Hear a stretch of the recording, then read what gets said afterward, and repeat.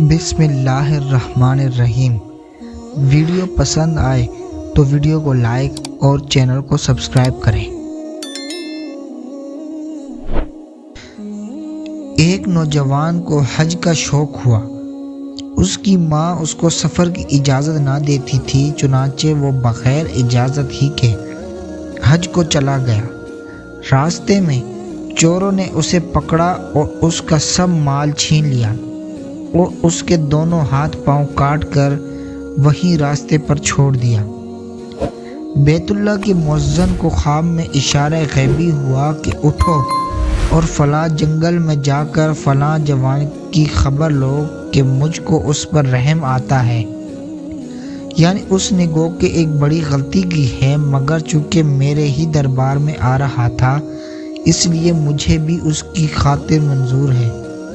چنانچہ وہ مؤذن نیند سے بیدار ہوا اور بتائے ہوئے جنگل کی جانب روانہ ہو گیا۔ وہاں پہنچا تو کیا دیکھتا ہے کہ ایک نوجوان پڑا ہوا ہے اور اس کے ہاتھ اور پیر کٹے ہوئے ہیں۔ اس نے پوچھا کہ اے شخص، یہ تیرا کیا حال ہے؟ اس نے کہا، میں نے والدین سے اجازت لیے بغیر راہ کعبہ میں قدم رکھا، اس لیے میرا حال یہ ہوا جو تیرے سامنے ہے، تاکہ بندگان خدا کو عبرت ہو کہ والدین کا بڑا حق ہے، ان کی اجازت کے بغیر حج کے لیے بھی جانے میں ایسا معاملہ پیش آتا ہے۔ یہ سن کر اس مؤذن نے کہا کہ خیر، جو ہوا سو ہوا، اب سے توبہ کرو۔ اس نے صدقے دل سے توبہ کی اور مؤذن سے درخواست کی کہ مجھ کو میرے ماں کے پاس پہنچا دے تاکہ اس کو راضی کروں، اور جس طرح سے ایک بار حماقت کر کے اپنے سفر حج کو کھوٹا کیا ہے اور ہاتھ پاؤں سے محروم ہو گیا ہوں، ایسا نہ ہو کہ دم آخر ایمان سے ہی محروم ہو جاؤں اور سفر آخرت کو کھوٹا کر لوں۔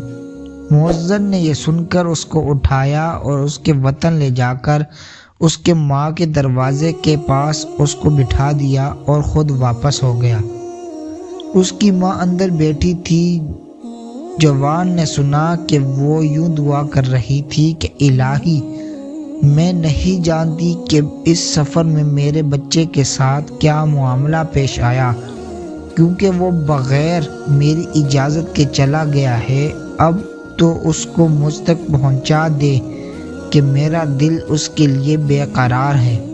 جوان بھی ماں کے ان کلمات کو سن کر بلبلا گیا اور اپنے کٹے ہاتھ سے دروازہ کھٹکھٹایا۔ ماں اندر سے بولی کہ ارے یہ کون ہے جو بیوہ اور غمزدہ کے دروازے کو کھٹکھٹا رہا ہے؟ پھر خیال کیا کہ شاید کوئی میرے مسافر بچے کی خبر ہی لایا ہو۔ یہ خیال کر کے اٹھ کر باہر آئی، دیکھا کہ ایک غریب فقیر سا آدمی بیٹھا ہوا ہے۔ کہا کہ اے مسافر، اگر تجھے روٹی کی ضرورت ہو تو میں روٹی دوں۔ اس نے کہا، میں روٹی کیسے لوں؟ میرے تو ہاتھ ہی نہیں ہیں۔ اس نے کہا، اچھا ذرا آگے آؤ۔ کس طرح آؤں؟ میرے تو پاؤں بھی نہیں ہیں۔ اس غریب کی یہ بات سن کر بیوہ کو اس پر بہت ترس آیا۔ کہا، اے نوجوان، تیری آواز تو میرے بیٹے سے بہت ملتی جلتی ہے۔ چنانچہ وہ دوڑ کر چراغ لائی اور آگے پیچھے سے اس کا منہ دیکھنے لگی۔ اس کو دیکھ کر اس کی آنکھ ٹھنڈی ہوئی۔ وہ کہتی جاتی تھی کہ تیرے ہی طرح میرا بھی ایک بچہ تھا، بغیر میری اجازت کے وہ حج کے لیے چلا گیا۔ میں نہیں کہہ سکتی کہ سفر میں اس کا کیا حال ہوا۔ ماں کے منہ سے یہ کلمات سن کر وہ جوان صبر نہ کر سکا اور پھوٹ کر رونے لگا اور کہا، اے ماں، وہ بیٹا تیرا میں ہی ہوں۔ تیری حق تلفی میں نے کی اور اس کا یہ انجام ہوا۔ ماں نے جب یہ سنا تو ایک ہائی کی اور بے ہوش ہو گئی۔